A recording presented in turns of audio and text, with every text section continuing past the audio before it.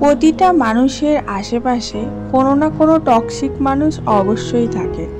সেটা শুধুমাত্র বন্ধু বান্ধব বা পাড়া প্রতিবেশী নয়, আত্মীয় স্বজন, ইভেন নিজের ফ্যামিলি মেম্বারদের মধ্যেও হয়। এবং সেই মানুষটা নিজে টক্সিক থাকার সাথে সাথে যার প্রতি সেই টক্সিক জিনিসগুলো ছড়ায় তার জীবনটা এবং তার মাইন্ডটাকেও টক্সিক করে তোলে। আমরা বুঝে উঠতে পারি না সেই টক্সিক মানুষটাকে কিভাবে হ্যান্ডেল করব এবং কিভাবে সেখান থেকে নিজেকে বার করে নিয়ে আসব।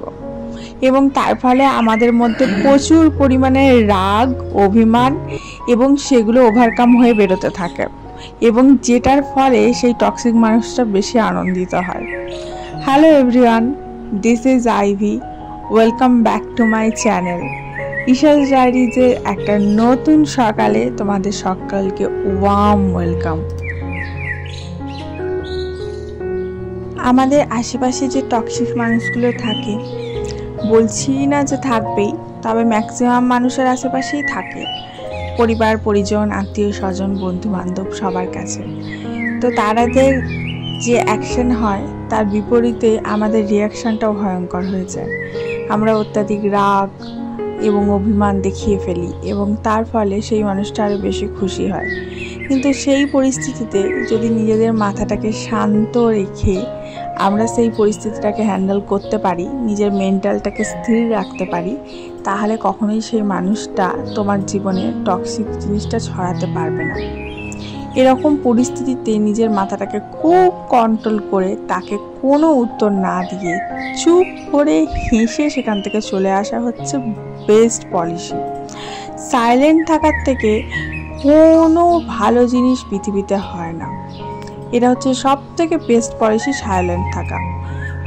বিভিন্ন ক্ষেত্রে সাইলেন্ট থাকলে এমনিই তার সলিউশন বেরিয়ে যায়। এটা আমার মতবাদ, জানি না অন্যের সাথে নাও মিলতে পারে। সকালবেলা ঘুম থেকে উঠে মেয়েটাকে স্কুল পাঠিয়ে দিয়েছি। এখন আমি আর আমার হাজব্যান্ড একসাথে বসে একটু চা পান করছি।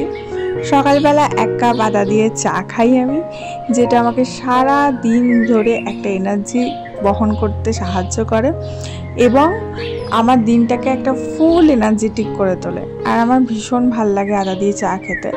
সামহাও আমি আদা ছাড়া চা খেতেই পারি না। তবে হ্যাঁ, আদার সাথে অনেকে অনেক কিছু মেশায়, যেমন গোলমরিচ বা একটু তেজপাতা বা একটু লবঙ্গ, এই সমস্ত কিছু মিক্স করে।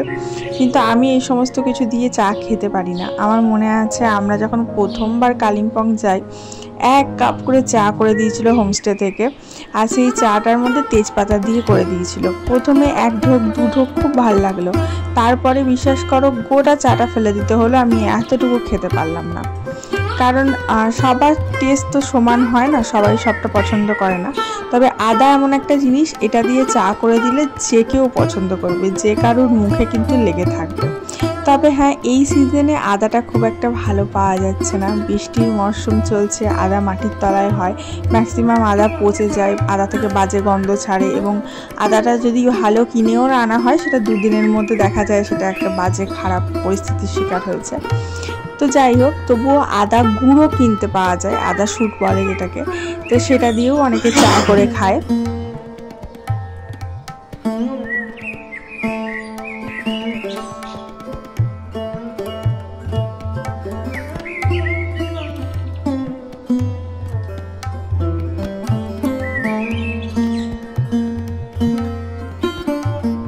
এখন বিছানাটা পরিষ্কার করে তুলে নিচ্ছি, মশারিটা সুন্দর করে ভাঁজ করে নিলাম। দেখো, মশারি ভাঁজ করতে অনেকের অনেক প্রবলেম হয়, ওই জন্য এখন ফোল্ডিং মশারি কিনতে পাওয়া যায়, তো সেইগুলো অনেকে ইউজ করে।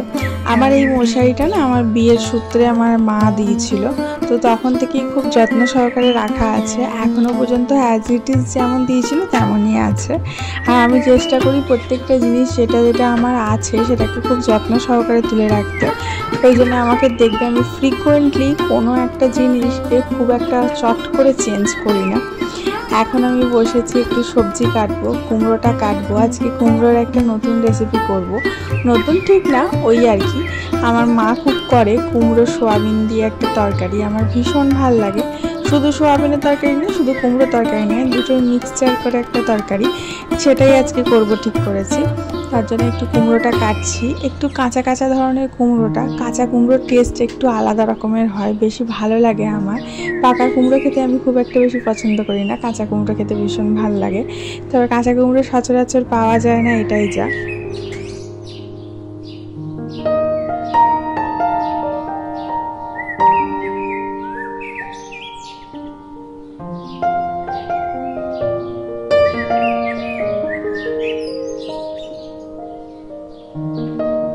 আজকে আমার ব্যালকনিতে রোদ আর মেঘের আঁকিবুকি খেলা চলছে।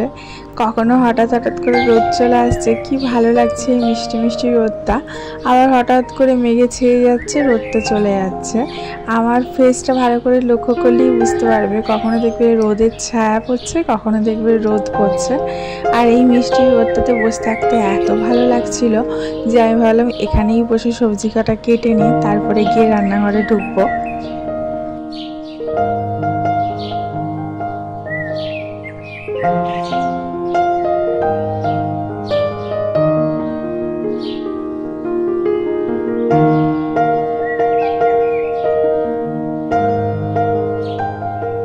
আসলে আজকাল এত বৃষ্টি হচ্ছে যে চারিদিক পুরো ভেসেই রয়েছে।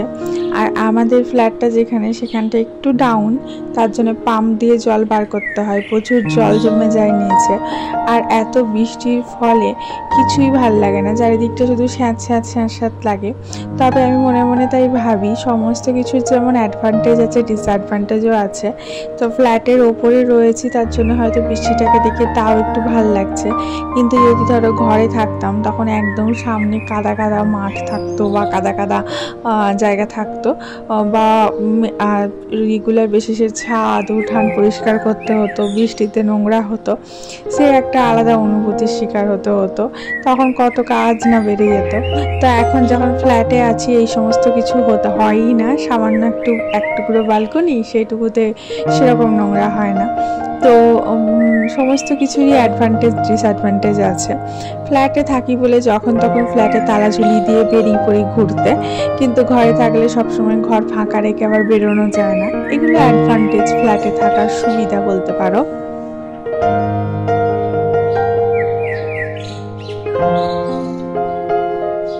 আমাকে বেশ কয়েকদিন ধরে একজন কমেন্ট করছে যে আমার বাড়ি কোথায়, আমার বাড়ি কোথায়। তো আমার ব্লগগুলো একটু ভালো করে ফলো করলে বা আমার কথাগুলো শুনলেই বুঝতে পারবে। আমি দুর্গাপুরের বাসিন্দা, আমার বাড়ি দুর্গাপুরে। এবং অনেকেই আমাকে ঈশা সম্বোধন করে কমেন্ট করে। তো ঈশা হচ্ছে আমার মেয়ে, যার নাম দিয়ে আমি এই চ্যানেলটা ক্রিয়েট করেছিলাম, ঈশাস ডায়েরিজ বলে। আমার নাম ঈশা নয়, তার জন্য আমি প্রথমেই যখনই স্টার্ট করি কথা বলা ব্লগে, তখনই বলে দিই, হাই দিস ইজ আইভি, মানে হাই আমি হচ্ছি আইভি। তো আমার নাম হচ্ছে আইভি, তোমরা সবাই আমাকে আইভি সম্বোধন করতে পারো। আর ঈশা কিন্তু আমার মেয়ে।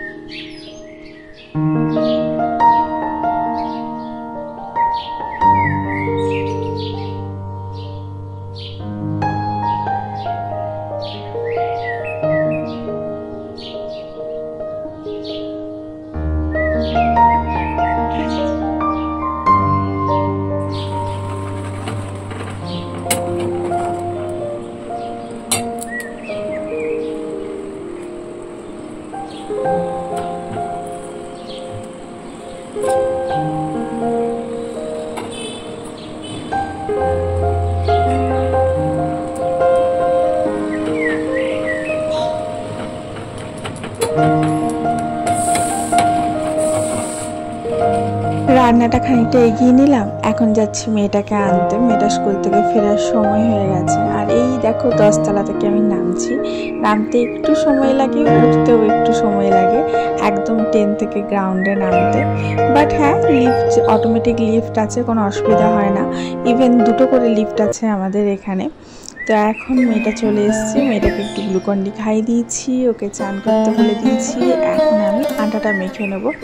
এই আটাটা রাতের জন্য মেখে রাখছি। রাতে আমার খুব একটা কাজ করতে ভালো লাগে না, মেয়েটাকে একটু পড়াই, নিজের এডিটিংয়ের কাজ করি, নিজের যেটা পার্সোনাল ফেসবুক অ্যাকাউন্ট আছে সেটা একটু সার্ভ করি, এই সমস্ত কিছু আর কি। বন্ধু বান্ধবের একটু ব্লগ দেখি, কারোর সাথে একটু কথা বলে হলে কথা বলি, এই সমস্ত কিছু করি। ম্যাক্সিমাম সময়টাই মেয়েকে পড়াতে কেটে যায়, কারণ আমার মেয়ে একটু বড় হচ্ছে এবং আমার মেয়ের কোনো টিউটর নেই, আমি ওকে গাইড করি। তো চেষ্টা করি সমস্ত কাজটাই সকালের দিকে সামলে নেওয়ার।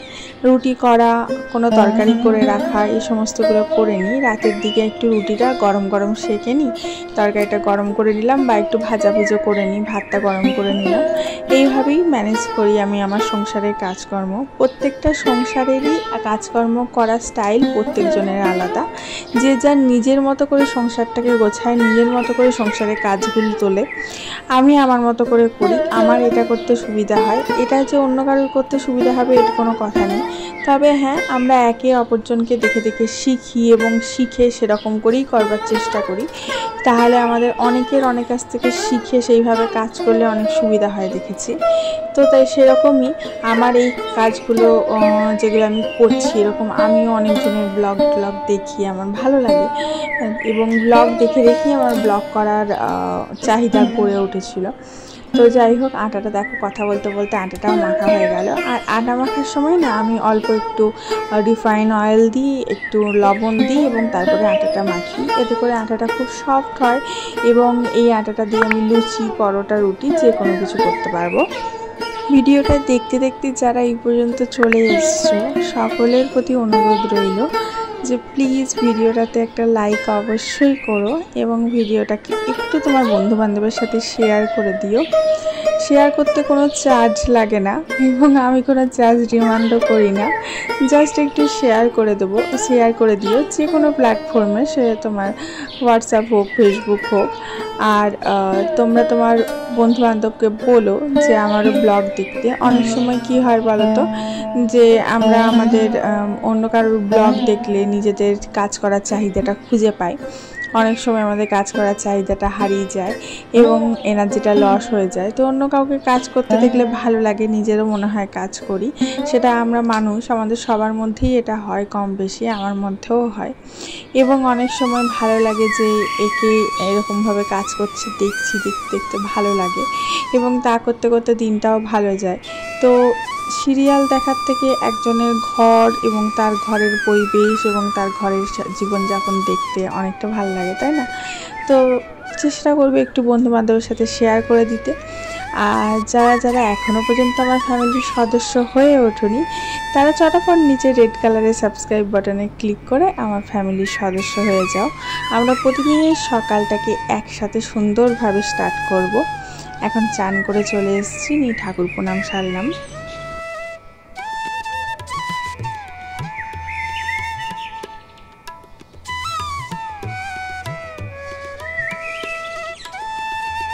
আজকের লাঞ্চের মেনুতে উচ্ছে ভাজা করেছিলাম, এই দেখো পমফ্রেট মাছের ঝাল করেছিলাম, শুধু সর্ষে দিয়ে ঝাল।